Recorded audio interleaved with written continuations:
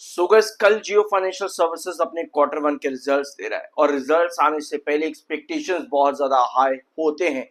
क्या एक्सपेक्ट कर सकते हैं कल के दिन हम जून के क्वार्टर से? एक चीज सबसे पहले आप यहां पर नोट करके चलना कि जून 2025 से पहले तक जून क्वार्टर सबसे वीक क्वार्टर देखने को मिलता था जियो फाइनेंशियल सर्विसेज के सभी क्वार्टर्स में से। लेकिन जून 25 में कंपनी ने अपनी इस चीज को पूरी तरह से बदल दिया। मतलब कि जो सबसे वीक क्वार्टर देखने को मिलता था वहीं से ही कंपनी ने एक्सेप्शनली ब्रिलियंट नंबर्स शो करने स्टार्ट कर दिए। वहां से कंपनी के नंबर्स के जो स्ट्रेच है वो 1000 करोड़ तक पहुंच जाता है आज पर मार्च 2026। एक चीज बहुत ध्यान से यहां पर नोट करना, जियो फाइनेंशियल सर्विसेज में सबसे ज्यादा स्ट्रगल जो देखने को मिलता है वो है इसके प्रॉफिट ग्रोथ का। पिछले 2 क्वार्टर में कंपनी का प्रॉफिट ग्रोथ काफी डिवास्टेटिंग रहा है, -9% एंड -14%। बिल्कुल अच्छा नहीं है कंपनी का प्रॉफिट ग्रोथ, जिसकी वजह से जियो फाइनेंशियल सर्विसेज में अभी तक आपको इतनी गिरावट देखने को मिली है।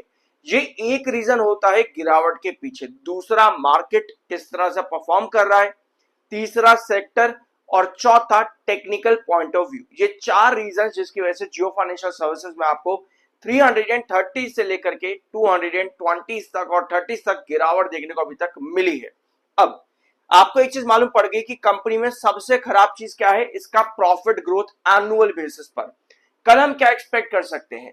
अगर कंपनी इसी तरह से नंबर्स को ग्रो कर रही है तो कल के दिन में आपको 612 पे 106% का ग्रोथ चाहिए। 612 पे 106% मीन्स 612 का 106% क्या होगा, कितना होगा, पहले तो इसको यहां पर समझना जरूरी है। तो 612 का 100% हो जाएगा 612। बाकी रिमेनिंग 6% अगर आप निकालोगे तो ये निकलेगा लगभग लगभग 40 करोड़ के आसपास। यानी कि कितना हो जाएगा ये 1252 करोड़ का। ठीक है, एक बार आप सही से कैलकुलेट कर लेना, मैं आपको एक रफ बता रहा हूं। 1252 करोड़ इतना कल के दिन कंपनी को रेवेन्यू लेकर के आना है। क्यों? क्योंकि हमको ग्रोथ 106% पर चाहिए। जियो फाइनेंशियल सर्विसेज में आपको नजर आएगा कि ये टाइम पीरियड इस कंपनी के लिए काफी बढ़िया गया था, यहां से लेकर के यहां तक का। वेयर आज ये टाइम पीरियड कंपनी के लिए सबसे खराब गया था। अगर आप इसके चार्ट पर देखोगे आपको समझ में आएगा कि मैं क्या बात कर रहा हूं। यहां पर कंपनी का ग्रोथ 6 से 18, 18 से 47, इस टाइम पीरियड के अंदर कंपनी ने बहुत बढ़िया रिटर्न्स दिए। चार्ट पर जाकर के देखना, ये मत कहना कि भैया इतनी जो तो गिरा पड़ा है कहां रिटर्न दिए, ये मत कहना, क्योंकि उसके बाद में जो कंपनी ने काम किया है वो इंप्रेसिव नहीं रहा। ऑल दो रिवेन्यू ग्रोथ परसेंटेज आपको बढ़िया दिखेगा, लेकिन प्रॉफिट ग्रोथ परसेंटेज काफी खराब रहा है। और यहीं से ही मैंने वीडियो की शुरुआत भी करी है, क्योंकि इसकी वजह से कंपनी का ईपीएस इन रुपीज भी आधे से कम हो जाता है। ये कुछ चीजें हैं जियो फाइनेंशियल सर्विसेज के रिजल्ट्स पर देखने वाली, जो आपको कल के क्वार्टर्स के अंदर देखना है। यानी कि कल का क्वार्टर कंपनी के लिए चैलेंजिंग भी रहेगा और एक बड़ा नंबर भी कंपनी को देना पड़ेगा। अब दूसरा पॉइंट आता है प्रॉफिटेबिलिटी पर। जून 2025 में कंपनी का प्रॉफिट था 325 पे, ये था कंपनी का पिछले साल का प्रॉफिट। आज पर मार्च एंड दिसंबर कंपनी का प्रॉफिट काफी कम हुआ है। अब आप कहोगे भाई ये क्या दिक्कत है जियो फाइनेंशियल सर्विसेज में, रेवेन्यूज बढ़ रहे हैं बट प्रॉफिट गिर रहा है, ऐसे कैसे हो सकता है? तो आपको यहां पर यह पता चलेगा कि जो ओपीएम परसेंटेज है जियो फाइनेंशियल सर्विसेज का, ये पिछले कुछ क्वार्टर से लगभग 80% के एवरेज से गिरता हुआ 59% पर आ चुका है। 80% का ओपीएम परसेंटेज गिरते हुए 59% पर आ चुका है, जिसकी वजह से एक बड़ा रिवेन्यू देने के बावजूद भी कंपनी की प्रॉफिटेबिलिटी उतनी नजर नहीं आती है जो कंपनी के लो रिवेन्यूज पर भी हुआ करती थी। ये पॉइंट क्लियर हो गया अब यहां पर। दैट मीन्स कि 325 करोड़ जो कंपनी का पिछले साल जून में प्रॉफिट था, यहां पर कंपनी को इसके आसपास का ही प्रॉफिट देना चाहिए, ताकि कंपनी का जो ग्रोथ परसेंटेज है वो एटलीस्ट 1% या 0% के आसपास रहे। क्योंकि पिछले 2 क्वार्टर प्रॉफिट्स कंपनी के बहुत ज्यादा वीक रहे थे। ऑलराइट, यहां पर आपको दिख भी जाएगा। इनफैक्ट यहां पर अगर आप देखोगे ये आपका दिसंबर है, फिर सितंबर एंड फिर जून का क्वार्टर, तो पिछले साल -3% पर था कंपनी का प्रॉफिट, राइट, -3% पर कंपनी का प्रॉफिट ग्रोथ था पिछले साल। दैट मीन्स कि आपको सिर्फ 1% का ग्रोथ भी अगर मिलता है कल के दिन के प्रॉफिट में, दैट मीन्स की कंपनी अगर 325 करोड़ का भी प्रॉफिट दे देगी तो भी कंपनी के रिजल्ट्स के लिए एक अच्छी बात रहेगी कल के दिन। ये सारे पॉइंट्स अगर क्लियर हो गए हैं तो चैनल को सब्सक्राइब कर देना, क्योंकि I am NISM certified. Alright, अब आते हैं आपके अगले पॉइंट के ऊपर, यानी कि आपके चार्ट्स पर।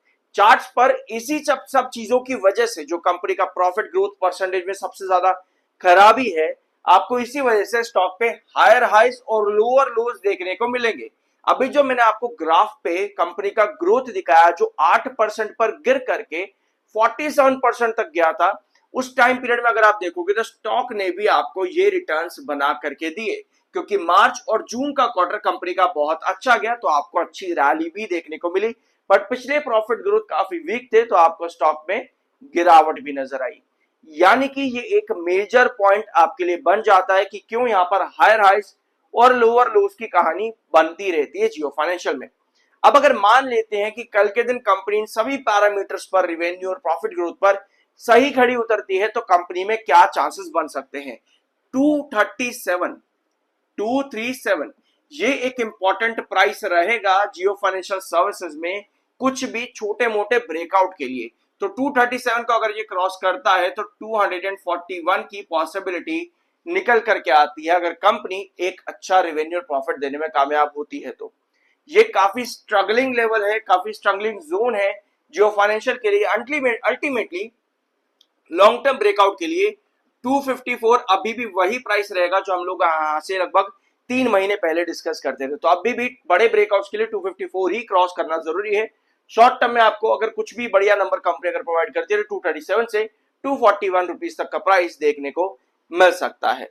तो ये है जियो फाइनेंशियल सर्विसेज की पॉसिबिलिटीज। ऑलराइट, अब यहां पर जो चीजें बची है उनको भी कवर अप कर लेते हैं। ठीक है, मार्केट एक्सपर्ट्स वापस आ चुके हैं जियो फाइनेंशियल सर्विसेज को लेकर के, और कुछ एडवाइस है यहां पर मार्केट एक्सपर्ट्स की। गौरांग शाह यहां पर कहते हैं जियो फाइनेंशियल सर्विसेज ने जब से 350 का प्राइस क्रॉस किया है, ऑल्दो अभी लंबा टाइम हो चुका है 350 आए हुए भी, मतलब कहने का यह है इनका कि 350 के आसपास से सबसे ज्यादा आपको प्रॉफिट बुकिंग देखने को मिलती है जियो फाइनेंशियल में। लेकिन अभी आपके पास 220 से 230 के बीच में बाइंग अपॉर्चुनिटीज और एक्यूमुलेशन अपॉर्चुनिटीज ज्यादा बनती है, और यही चीज जियो फाइनेंशियल सर्विसेज का चार्ट भी आपको बता रहा है। यहाँ पे 220 और 230 पर सबसे ज्यादा आपको यहाँ पर बायर एक्टिव होते देखने को मिलते हैं। ठीक है, अब आते हैं आपके अगले पॉइंट पर। If stock brought at elevated levels, add at accurate levels to reduce cost of investment, average 220 से 225 की रेंज पर। अब ये भैया मार्केट एक्सपर्ट्स है, ये आपको कुछ एडवाइस देना चाह रहे हैं मार्केट एक्सपर्ट्स यहाँ पर, लेकिन हमेशा एक चीज को नोट करके चलना भैया, किसी के भी कहने सुनने या लिखे हुए होने पर एंट्रीज और एग्जिट पॉइंट नहीं करते कभी भी। हमेशा इस चीज का ध्यान रखना कि जियो फाइनेंशियल सर्विसेज अभी जितने भी पॉइंट मैंने आपको बताए, आप रिसर्च करो, कुछ भी करो जिंदगी में, आपको सब समझ में आ गया जो भी मैंने अभी तक आपको बताया। साथ में मार्केट की पोजीशन को ऐड जरूर करते चलना, साथ में चार्ट के हायर हाई और लोअर लो पैटर्न को जरूर चेक करते हुए चलना। ये 3 पॉइंट अगर जियो फाइनेंशियल सर्विसेज में आप लोग समझ गए तो हायर हाइज पर आप अच्छा एंट्री और एग्जिट पॉइंट भी बना सकते हो, लोअर लोज पर आप अपना पेशेंस भी आराम से चेक कर सकते हो। सो इस वीडियो में कुछ नया जानने को मिला हो, सब्सक्राइब जरूर करते जाना, और चैनल पर बहुत सा अलग अलग टॉपिक्स हैं, जरूर जाकर के देख लेना। मिलता अगले वीडियो में।